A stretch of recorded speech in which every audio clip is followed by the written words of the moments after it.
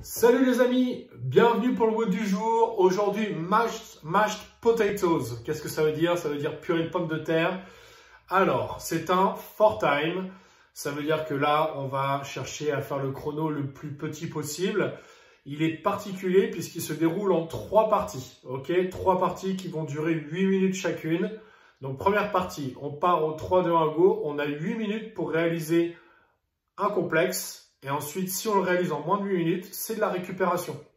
Ok, on récupère, on arrive au bout des 8 minutes, on part sur le deuxième complexe, on a 8 minutes pour le réaliser, donc on va jusqu'à 16 minutes. Si on a fini avant, encore une fois, c'est pareil, on part pour la récupération jusqu'à ce qu'on atteigne les 16 minutes, et là on repart pour 8 minutes de travail jusqu'à 24 minutes. Alors, le principe, il est que ce WOD-là, si vous vous connaissez un petit peu, et que vous connaissez à peu près les charges que vous êtes capable d'utiliser, le principe de ce WOD-là, c'est de réaliser un tour entre 5 et 7 minutes. Ça vous laisse à peu près entre 1 et 3 minutes de récupération. Ça veut dire que vous allez donner un effort qui va être de l'ordre de 85-90% de votre effort maximal. On ne sera pas sur des sprints complètement. Ok? Alors, première portion de 8 minutes, on va faire des Cindy, mais pas les Cindy traditionnels pour ceux qui connaissent, pour ceux qui pratiquent le CrossFit, pas le Cindy traditionnel. Là, le Cindy, il va s'appeler Cindy aussi, mais S-I-N-D-E-E. C'est un Cindy de confinement. Donc celui-là, vous aurez 10 pompes à faire et 20 air squats. Alors, je vous montre tout de suite les 10 pompes et les 20 air squats. Donc les pompes, on va les faire le plus propre possible. On reste bien gainé, on est horizontal. Je serre les omoplates au démarrage, je garde les omoplates serrées dans la descente. Je suis bien sûr omoplates serrées en bas et je repousse jusqu'à une extension complète des bras. Donc ici, position de pompe, je serre mes omoplates, je serre le gainage, je serre le ventre. Et une fois que j'ai serré mes omoplates, je descends, je touche le sol et je remonte. Je descends, je touche le sol, je remonte. C'est trop dur? Je descends sur mes genoux. Sur mes genoux, je vais serrer mon ventre, serrer mon gainage, pareil. Et dans cette position, je viens faire exactement la même chose. Je viens faire toucher ma poitrine au sol. Ok? Voilà pour les pompes. Donc là, on en aura 10 à réaliser. Et ensuite, on a 20 air squats à faire. Alors, les air squats, de face. Ici, je prends ma largeur d'épaule, voire un petit peu plus que ma largeur d'épaule. Et dans cette position-là, je vais venir descendre au maximum de ce que ma mobilité me permet en gardant une belle posture. Donc, je descends en squat. Donc, si je le fais de profil ici, j'écarte mes pieds de ma largeur des épaules. Je vais venir envoyer le bassin vers l'arrière. Et là, je commence à descendre. Le but du jeu, il est de descendre le plus bas possible en gardant le buste le plus droit possible et en gardant surtout mes talons au sol. Si mes talons commencent à décoller vers l'avant comme ça, ici, ça veut dire que je n'ai pas encore suffisamment de mobilité pour être capable de descendre bas. Dans ces cas-là, je descends moins. Je m'arrête avant que mes talons ne décollent. Mais je vais au max de ce que je peux parce que c'est en travaillant au maximum de ce que vous pouvez que vous allez développer votre mobilité.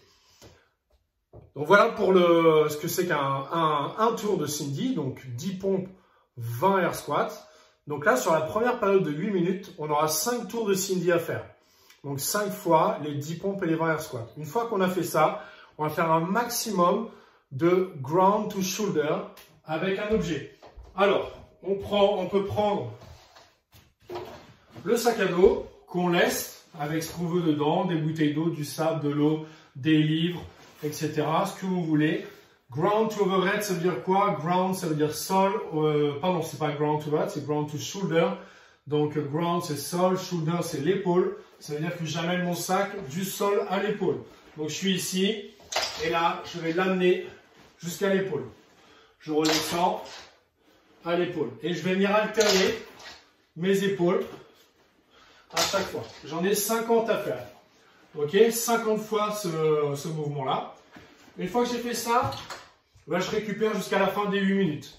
Et puis j'arrive au bout des minutes et là je pars pour maintenant 4 tours de Cindy. Donc les 4 tours de 10 pompes et 20 squats. Et derrière je vais faire 40 squats avec mon sac. Donc je prends mon sac, je le mets au niveau de ma poitrine et je viens descendre en squat.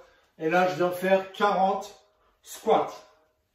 Une fois que j'ai fait ça, je récupère jusqu'à la fin des 8 minutes et je vais partir ensuite sur 3 tours de Cindy, donc 3 fois les 10 pompes et les 20 air squats. Et derrière, je fais 2 tours de... derrière, je fais 30 thrusters. Donc là, les thrusters, je prends mon sac, pareil. Ici, je descends, je remonte et je pousse au-dessus de la tête. Avec une belle extension des épaules et les bras bien tendus en haut.